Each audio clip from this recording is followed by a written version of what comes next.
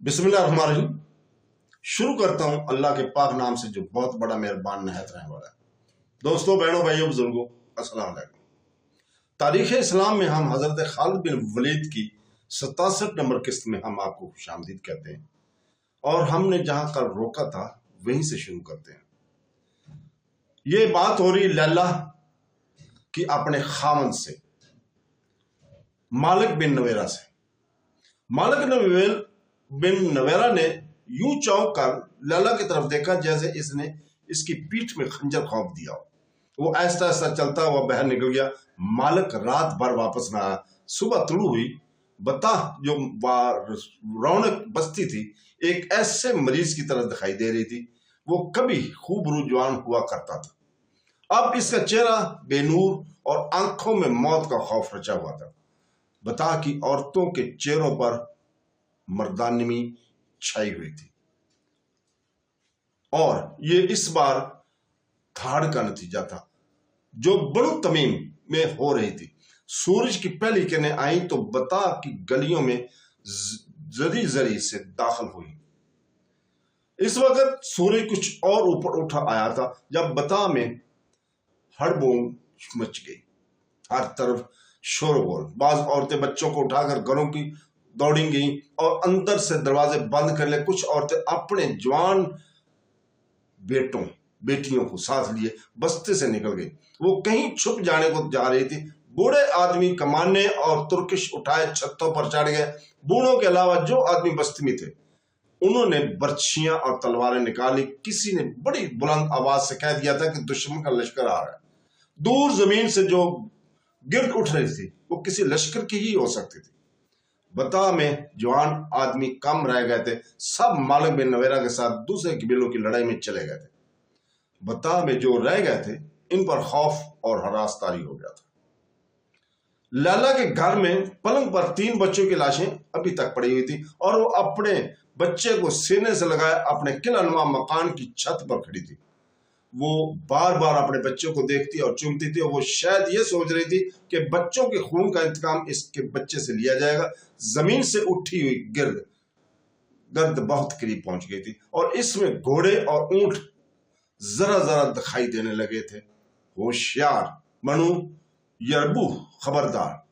बता में किसी की वाक्या आवाज सुनाई दी। बड़ी ऊंची आवाज में किसी ने ये कहा था, जाने लड़ा दो, डरना नहीं।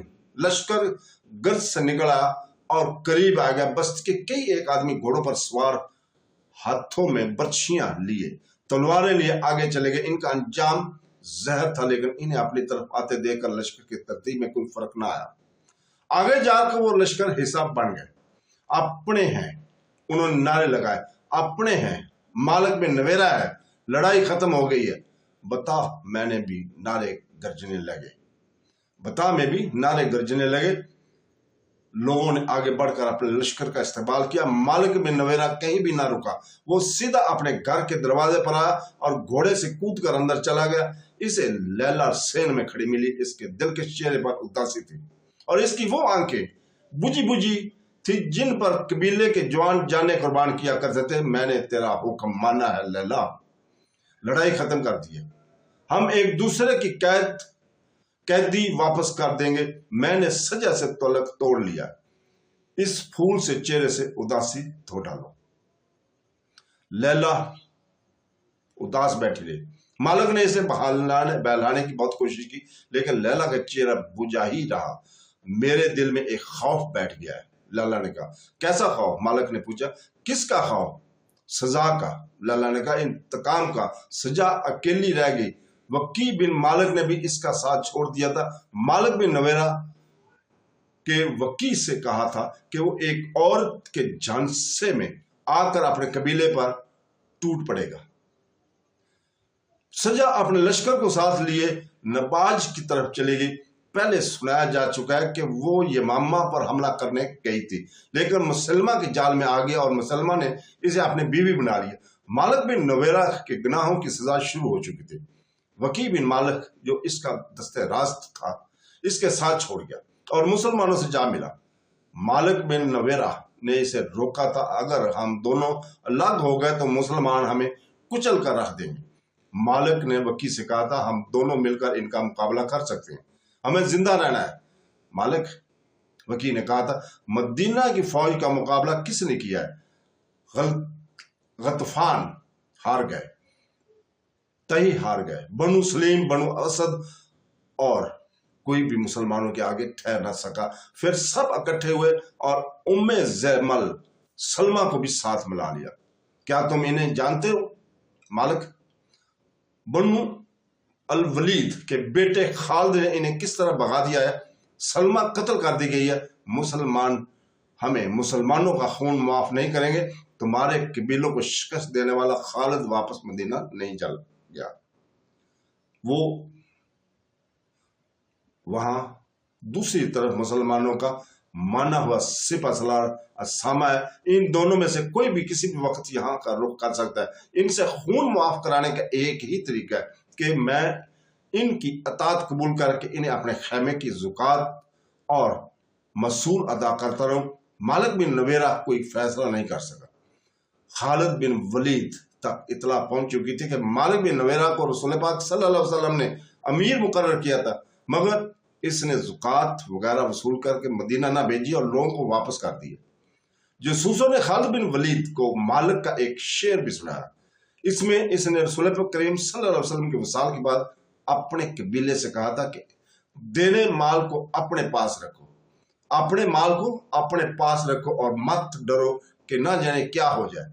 अगर इस्लामी हुकूमत की तरफ से हम पर कोई मुसीबत आएगी तो हम कहेंगे कि हमने मोहम्मद सल्लल्लाहु अलैहि वसल्लम के दीन को कबूल किया था और अबू बकर के दीन को नहीं। मालिक बिन नवेरा ने सजा के साथ मिलकर मुसलमानों का जो कत्ल आम किया था, इसकी भी इतला खालिद बिन वलीद को मिल गई थी। बज़ाहिर हजरत खालिद बिन वलीद ने अपने दस्तों को बता की तरफ तेज कूच का हुक्म दे दिया। इनके दस्तों में अंसार मदीना भी थे। उन्होंने बता की तरफ पेशकदमी की मुखालफत की थी।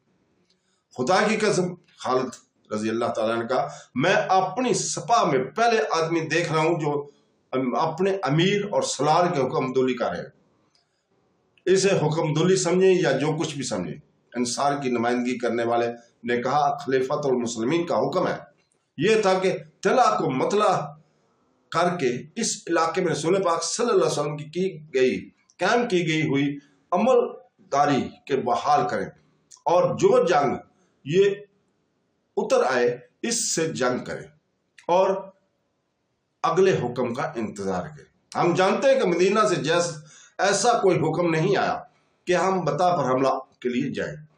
क्या तुम में कोई है जिसे ये मालूम ना हो कि मैं तुम्हारा अमीर और सिपह सलार हूं?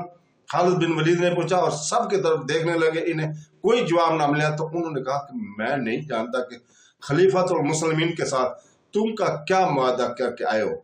मैं ये जानता हूं कि खलीफा ने मुझे ये हुक्म दिया था कि जहां भी इस्लाम से अनहराफ की खबर मिले और जहां भी मदीना के साथ किए हुए मुआदों की खिलाफ वर्जी नजर आए वहां तक जाओ और इस्लाम का तहफ़्फ़ुज़ करो।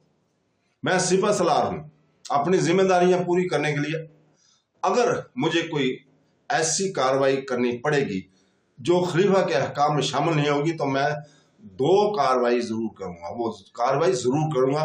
खिलाफत के अहकाम मेरे पास आते रहें, तुम्हारे पास नहीं। हमने कोई कासद आता नहीं देखा। अंसार में से किसी ने कहा मैं इसका जवाब देना जरूरी नहीं समझता। खालिद ने झंझाला कर कहा और मैं किसी ऐसे आदमी को अपनी सपा में नहीं देखना चाहता जिसके दिल में जरा सा भी शक व शुबा हो। मुझे अल्लाह ताला की खुशनुदी चाहिए। अगर तुम्हें अपनी जात की खुशनुदी चाहिए तो जाओ अपने आप को खुश करो। मेरे लिए मुहाजिरीन भी काफी है और मेरे साथ जो 9 मुस्लिम है मैं इन्हें भी काफी समझता हूँ।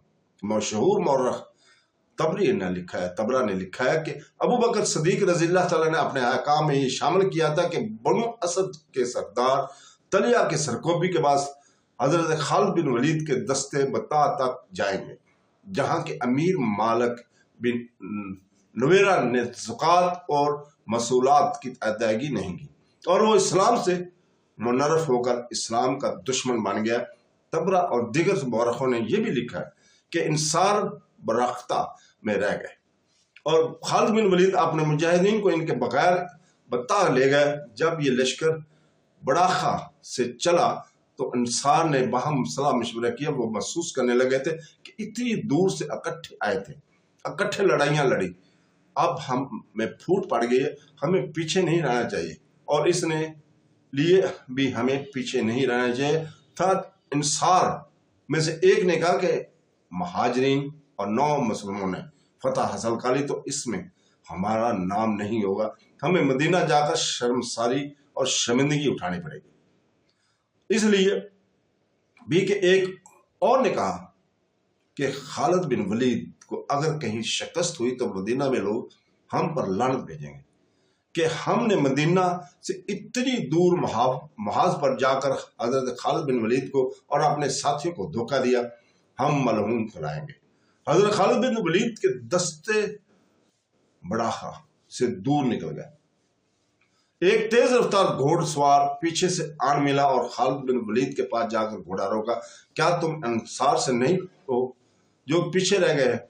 حضرت خالد بن ولید نے پوچھا، ہاں امیر لشکر۔